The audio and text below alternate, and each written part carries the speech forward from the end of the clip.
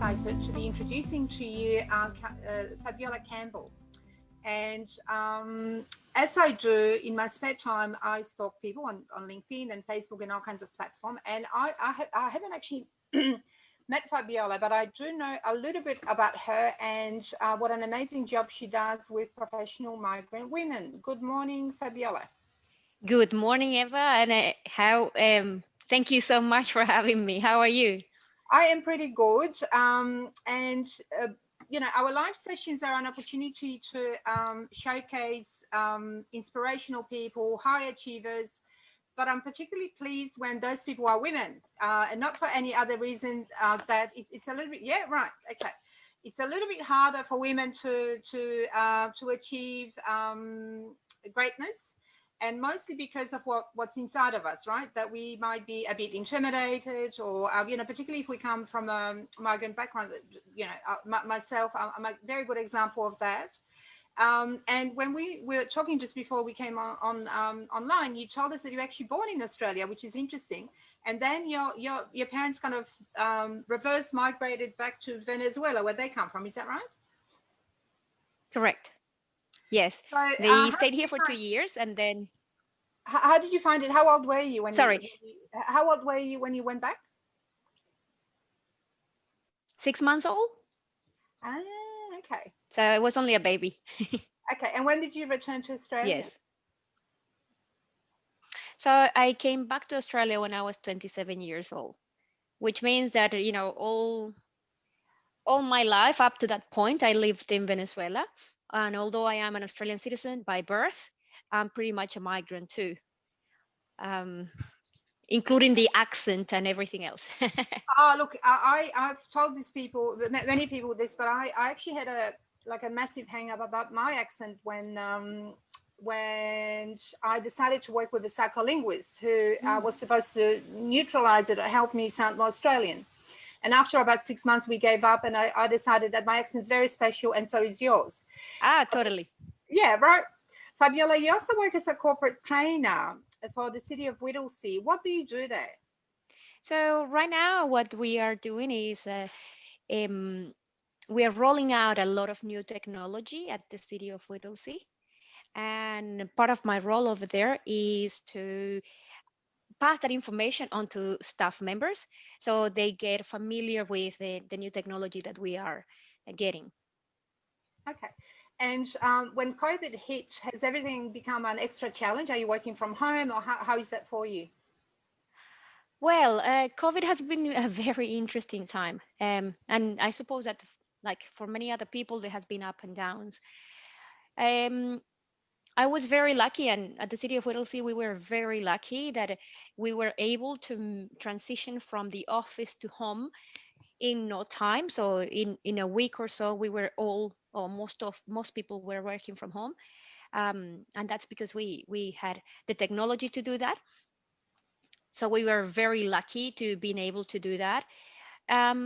So working from home started to, yes, it was a bit challenging at the beginning emotionally, and the distance and everything, but then you get used to it as well. Now, from the point of view of the mentoring program with the professional migrant women, I think that was a little bit more challenging at the beginning. Since the time we conceived this idea of a mentoring program, it was always a face-to-face activity. And I suppose that a lot of people went through that experience. Jumping into Zoom meetings was a leap of faith.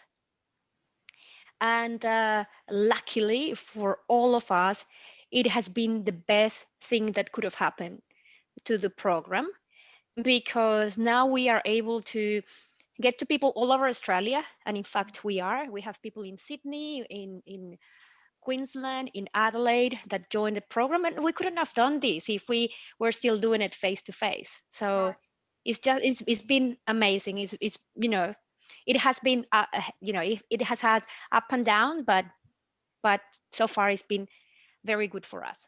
progress. And this is what I love about you, because I think from what I can see, and again, we've not met in person, I think you're a born networker. And if I know anything about Venezuelans, and we're very lucky to have Andrea, who also comes from there, is that they are very warm and tactile people. There's a lot of hugs, there's a lot of Oh, yes. warm welcome. So I think all of that is gone, all of that is missing. So how do you bridge those cultures? Because I think your job is really to help migrant women, professional migrant women, to find a sense of belonging and start feeling like they can contribute to the society. And you can tell us more about that, but I think what happens with professional women in particular, that they immigrate to Australia, is that they lose their status in society a little bit. So some might not even be able to practice their profession because if they're a lawyer or a doctor, you have to go through like a massive journey of relearning everything you've ever known. Or if you're slightly older, it's really, really quite hard to get back onto the horse. But my first question to you is, how do you, through Zoom or through whatever technology you have, how do you keep that human touch and that warmth that you guys have, and how do you empower women to feel that connection? Because it's not easy when you don't meet face to face, right? Yes. And I think that it has, Zoom has something that is very good, and it's the fact that we can see each other face to face. So when we are in a meeting, all of us have their cameras on, and obviously we mute ourselves when we're not talking. But the fact that we can see each other, the fact that we can communicate that body language, I think is very important, and it has contributed with the growth and the strengthening of those relationships. But the Zoom meetings is just a touch point.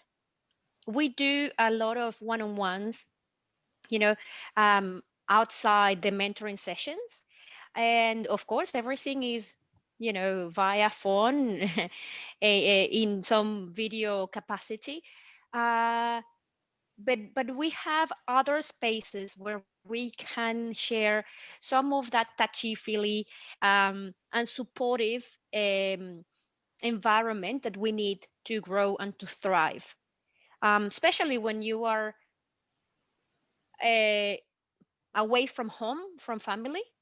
We have been able to provide that support network that can catch you when you are down, and to lift you up um, when you feel hopeless, really, uh, or down or alone, or whatever it is that you are going through. We have been able to develop all of that um, with the technology that we have.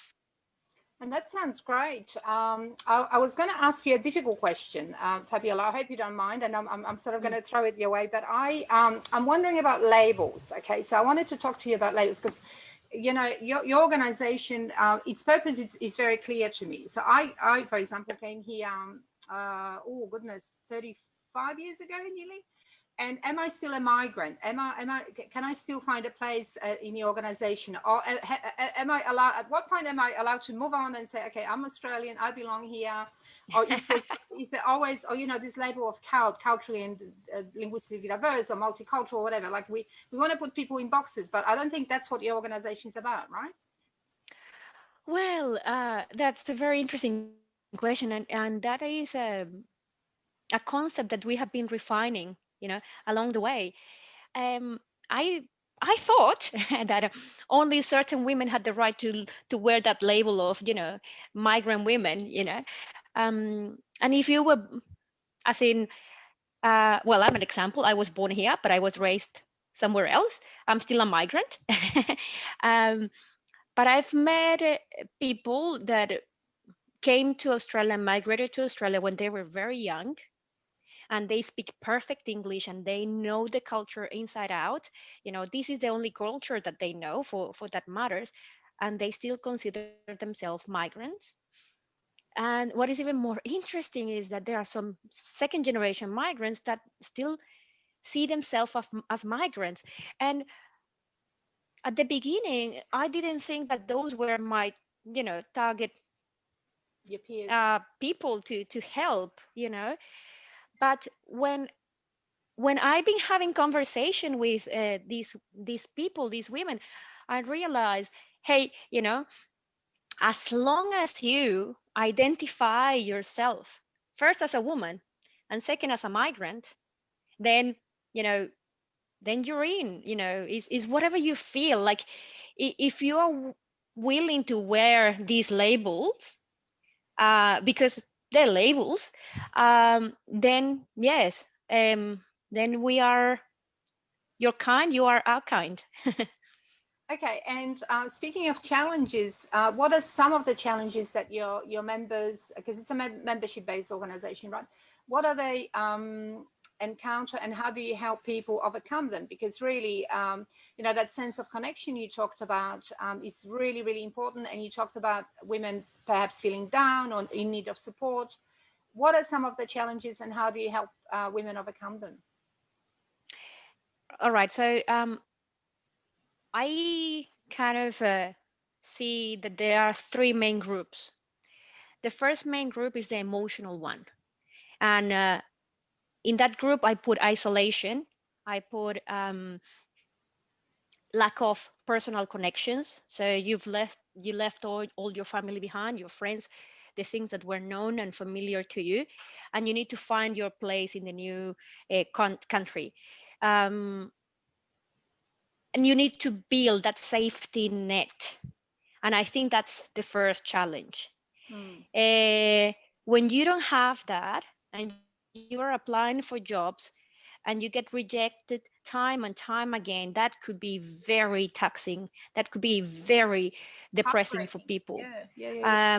So yeah, I mean, people come to us and the first thing that they say is, I want to be more confident. I want to improve my confidence, and the question is, what happened with your confidence? I know there is a process. I live that process myself, um, but is that sense of, well, it's been frustrating, or it's been very frustrated to fail time and time again. I've been losing my confidence. I don't know if I'm good enough anymore.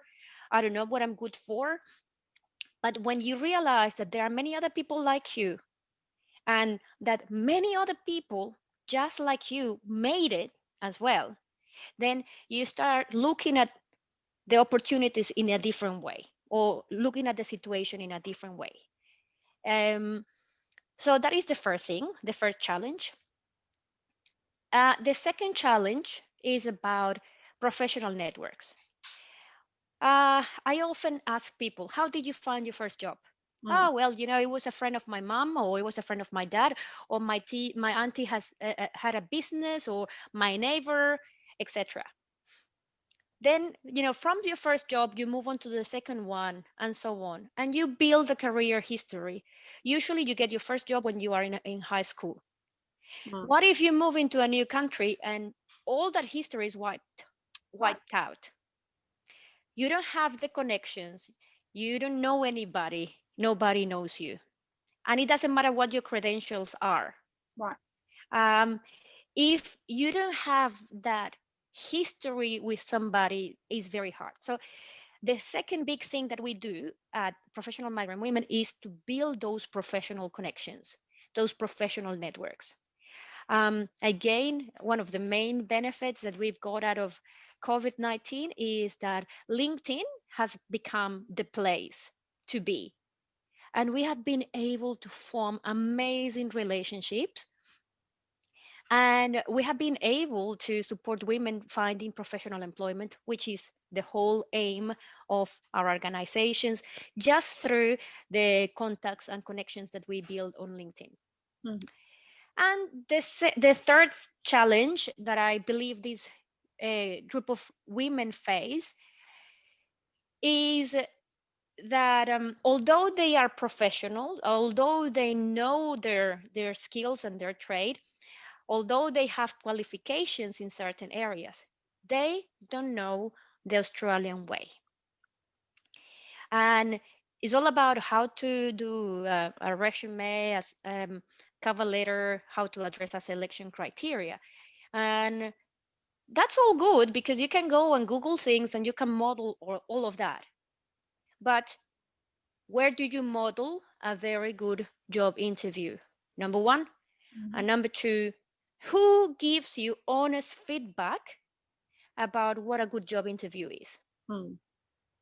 It's nearly impossible if you're not in one of those environments. And that's core of our program. Every participant gets a job interview with a panel of professionals in their area. So that gives them immediate connection into a professional network. And those panel members provide honest and real feedback to these women, things that they can use straight away, things that they can apply, and things that they can see for themselves. If they didn't have that opportunity, they will be making the same mistakes time and time again. Right, and not knowing. Yeah, correct. Not knowing how to fix it. Fabiola, some of the things you talked about are pretty practical and, you know, with immediate results. And of course, it would take time and commitment and effort to get to the point. But some of the other things you've covered are more sort of abstract, where, you know, someone's confidence, you know, it depends from what level you start from, you know, whether you have personal networks, whether you have family, children, or whatever. It's quite a complex picture. But why do you think, and this is another difficult question, I'm sorry, why do you think that's right? It is assumed that if you're a migrant, is something less than? Why do people think of themselves like that? Is it the Australian fabric? Is it traditionally that migrants were sort of doing manual labor? Because, you know, the thing is that despite what people might think, refugees in terms of migration are just a tiny drop. So people that are undereducated potentially, or maybe even, you know, struggle with literacy. Most people that come to Australia as migrants have to speak English, have professional qualifications. They're already somebody elsewhere. Yeah. So my question to you again is, why does that happen? Why there's such a loss of status, essentially, particularly for women? Look, I think that's a very good question, and I've asked myself this many times. I can tell you what I lived. What was my personal experience before coming to Australia? I, you know, if I look back, it's not that I thought about myself in that way when I was living in Venezuela, but if I look back, I see myself as, you know, superwoman. You know, I could do anything. You know, I could achieve anything. I got the job I wanted. I'm, you know, I influenced my circle in a way that I wanted. I was creating everything I wanted. And that was the woman that migrated to Australia. And, you know, that woman was ready to take Australia and take over Australia and be that confident and yes, take over the world, I suppose, or no, Australia, I suppose. But see, one thing happened. I think that the process of migration in some way makes you invisible. And I explain why. I come from a city in Venezuela. The name is Merida. And even in Venezuela, when you talk about Merida, people think of that city as a nice place, people with good manners, with good education. So just saying that carries some meaning for certain people. If on top of that you say, well, I graduated from Los Andes University, again, that's something that carries some meaning in Venezuela and even in some places in Latin America. So when I moved from Merida, that is my hometown, to Caracas, the capital city, I had all of those identity markers attached to my personality, you know, and those were like a business card for me. I didn't have to say much. Well, I am from Merida, I graduated from this university, and that meant something for people. When I came to Australia, and I came to Australia 16 years ago, still many people didn't know where Venezuela was, let alone Merida, let alone the university where I studied. So one of the things that I learned over the years, again, looking back, I can see that, but not when I was in the process, is that I developed another identity for Australia. And yes, that identity is made up of who I was plus who I am for the Australian context. So people can place me, like I did study at Swinburne University. So when you say that in Melbourne, well, people kind of understand or place you in a box or something. Right. But then you get things attached or identity markers attached to your identity, and then people start kind of making a picture of you. I think that's one of the biggest challenges. So when we start creating local context around our identity, is when we can start building those bridges. Again, this is my experience. Part of that is networking. Building your persona is about networking, is about letting other people know how amazing you are and what skills you have. Because probably people back home knew about it, or they could intuit that, but in Australia, you have to teach them. I mean, not only in Australia, as a Right. migrant, you have to teach people, what your value is. So I think what you described, and I love you even more today that we spoke, because you've so eloquently and succinctly explained what happens. In other words, when you migrate to Australia, when your visa's approved, it's like probably the best day out of in your life, and you think, wow, I'm gonna do amazing things. I come with all this exciting education and provenance, and then you arrive here and things don't happen. Maybe not to everybody. I don't know, but taken you're out right. of context. The way that I explain it to people is that there's no chance whatsoever in Australia that I can bump into my high school friend. I've been taken out of that context. There's no one here to support me for me to have a coffee with. So I have to build those networks, and sometimes it takes a long, long time.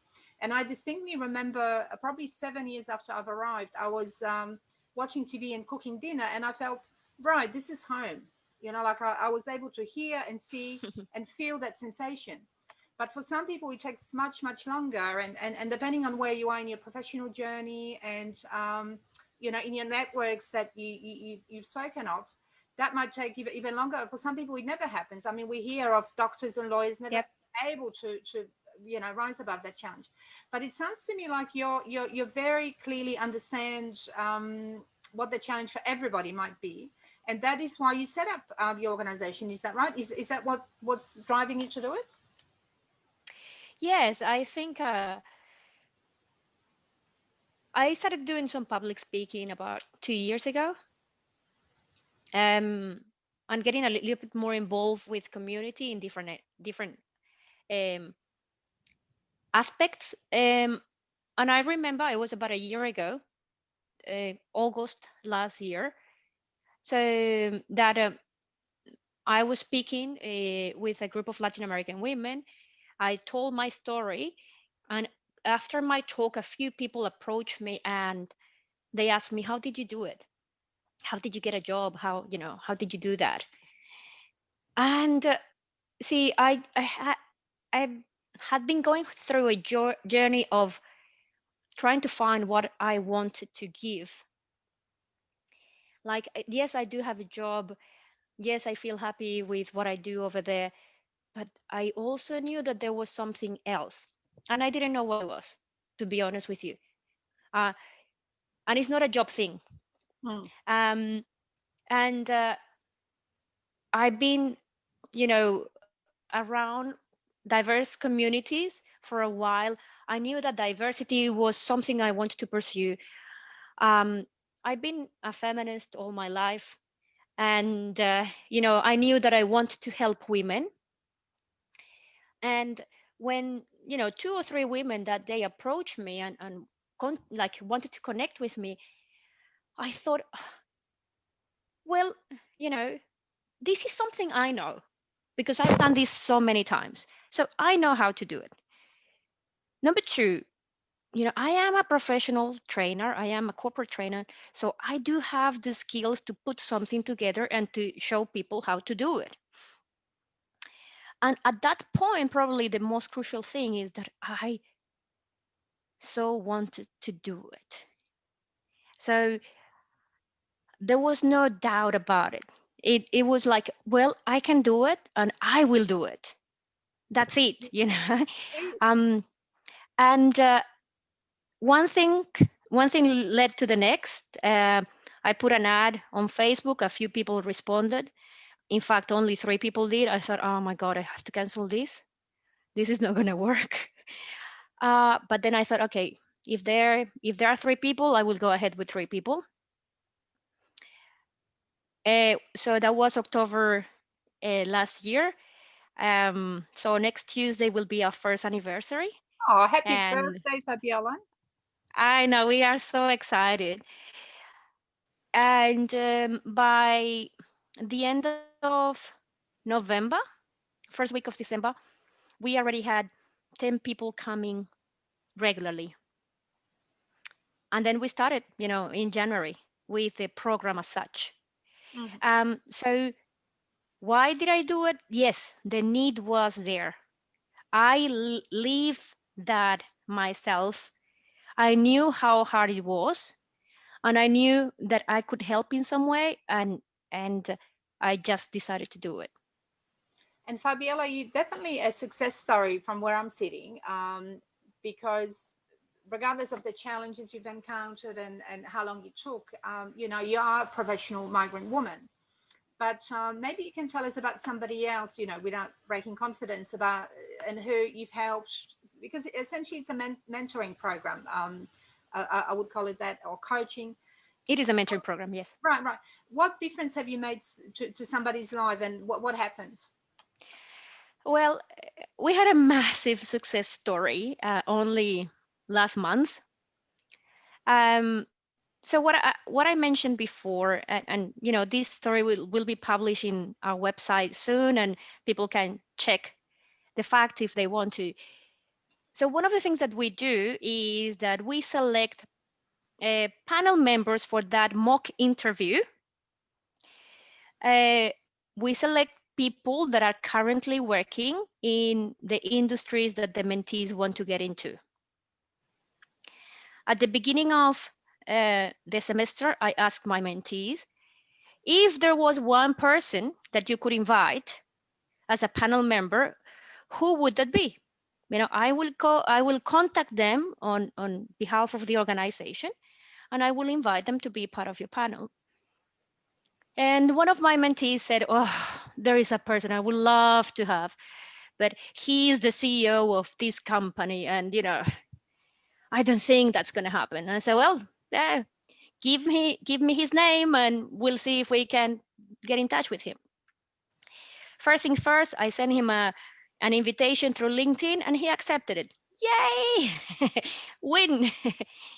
And then it was the next step. Okay, he's a CEO, he has a company, he's a medium-sized company, he is a busy person. But hey, the worst thing he can say is no. So I did send him a request to be part of a panel. And guess what? He said yes. Wow. We were over the moon. Yay! Well, lo and behold, the time of the interview came. He did show up. The mentee prepared really well for that job interview, and that's the idea. Even though it's a mock interview, you have to show yourself in your best light.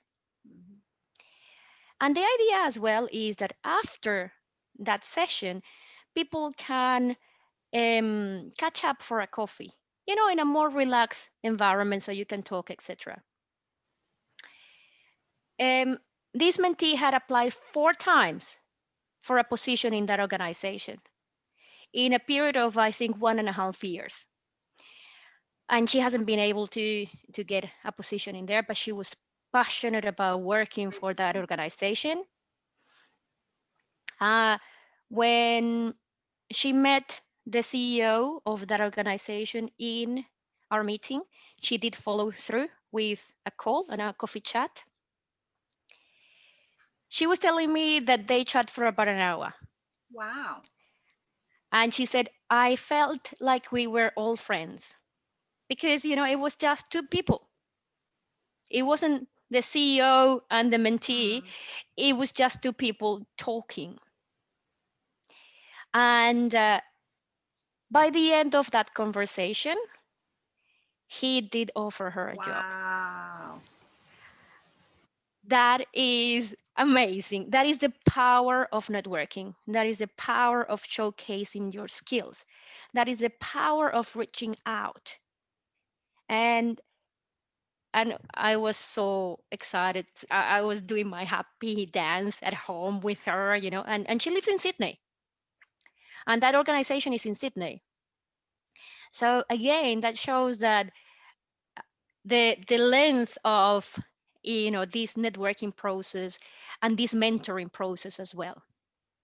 Right, and hearing such a great success story gives us all hope that if you build your confidence, if you have the right people around you, really, and people backing for you, that just makes everything so much easier, and you can have feedback, and you can run things past people even if you're concerned or lack confidence. And that's it's a process, because I'm wondering, potentially for this particular person you're talking about, maybe it took 18 months to get there because it needed to take 18 months to get there, right? Absolutely. So some journeys Yes. take time because they need to take time, and and that conversation she couldn't have held 18 months ago prior to working with you. Fabiola, we're nearly out of time, and we do have a few questions, but I want to really ask you now to tell us what your website is. How do we get in touch? What support do you need? Because it's such a fantastic initiative. I think you're changing people's lives. At such a practical level, as well as like the real outcomes at the end of it. How do we contact you? How can we support you? Well, first of all, our website and all our social media, Professional Migrant Women. We are on Facebook, we are on LinkedIn, and next week we will be launching our Instagram page. We also have the website, professionalmigrantwomen.com.au, sorry. And in there we have multiple ways on which people can get involved with the organization, either receiving help as a mentee or participating in any of the activities that we do, or as a person that would like to help. And one of the things that we currently need is financial support to keep expanding our programs. And yes, so we are in the process also of developing a structure that would allow us to get that financial support. So we'll definitely be watching that space, and definitely supporting you in more ways than one. And you've already explained Thank you. How to get in touch with you. But I should tell you also that Fabiola is the LinkedIn queen. So just go on LinkedIn, connect, and a message. But now I'm going to hand over to another superwoman, and someone that I get very inspired from, and that's our own Andrea. Just for some questions, if we have any. Thank you, Eva and Fabiola. There's a few questions here for Fabiola. Yes. First of all, Fabiola, how often do you run those mentoring programs? You mentioned that there's some semesters that you run those programs. Yes. So the program, the mentoring program runs on a semester basis. So our next semester will start in January. And during the semester, we catch up every 2 weeks. So right now, we have 2 sessions running, and we meet on Mondays. So each group meets on alternative Mondays, but it's every 2 weeks because it's a lot of work to do in between. And I think Eva mentioned this at some point in time, and I always say this to people because I don't like to set up false expectations. I think finding a job in Australia is more like a marathon. It's not a 100-meter sprint. So 6 months time, I think, is enough for you to practice your skills, to get the skills that you need, to build the connections, so you will be in a very good place. If you don't find a job during the 6 months, you will have all the skills that you need to find a job after that. Beautiful, beautiful. Thank you, Fabiola. The next question will be, why mentoring women? Why not men? Well, that's a very good question. And I know that because we do this on Zoom, some men, hide in the background and listen to all the program as well, which is totally fine. I feel that I can connect with women. And probably I will not be able to connect with men in the same way that I connect with women. And I probably will need to use a different methodology if this was a men program or even a program for men and women. I feel that having a program only for women creates a space where I know I can add value. And instead of trying to be good for everybody, I prefer to be good for the people that I can help. You're also a feminist, so that's another reason. Absolutely, yes. Perfect, thanks. One last question, Fabiola. Do you help or do you assist people in finding an internship, or is it only professional employment? So that's something that we will really like to build into our program, how to find work placement. I think work placement is a fantastic opportunity to open doors for professional migrant women. We haven't been able to get that program up and running, but again, you were asking, Eva, what do we need? Well, if we can get a volunteer that is willing to run that program for us, that will be absolutely amazing. And yes, we need organizations also that have work placement to contact us so we can put our mentees in contact with them. I think that's a great initiative, actually, because it is often a way into a job and something that you can put on your CV, yeah. and also you experience the Australian work culture, which is quite different maybe to other places in the world. So definitely lots to think about, Fabiola, lots to be inspired with. So I wanted to thank you for spending your morning with us and sharing all that information. I've learned heaps, and I have to say that I have the greatest admiration for you, because on top of a full-time job, you know it mustn't be easy. And like when you were describing that only 3 people turned up, you might doubt yourself, but it's about persevering and having the guts to do it. So I'm very, very proud of you and very privileged to know you, and hopefully we can, as soon as we can, we'll catch up for that coffee. Absolutely. Certainly love to. At Polaron, we have lots of internship opportunities and all kinds of things that we can do together. So I'll hand over to you for the last few words. But before I do, I wanted to thank you and also Andrea for setting it up and giving us a little window into your world, which is very exciting. And I think, I'm really amazed at how much you do. And it is something that I didn't have when I was starting. So I had to make it up as I went along, initially. So it's really good that we have organizations such as yours. So over to you, and thank you sincerely. Well, Eva, first of all, thank you. Thank you for the opportunity. Thank you for letting me speak to your community as well. I do believe that every woman needs a community, needs a tribe. I do believe that we do better when we support each other, not when we are alone.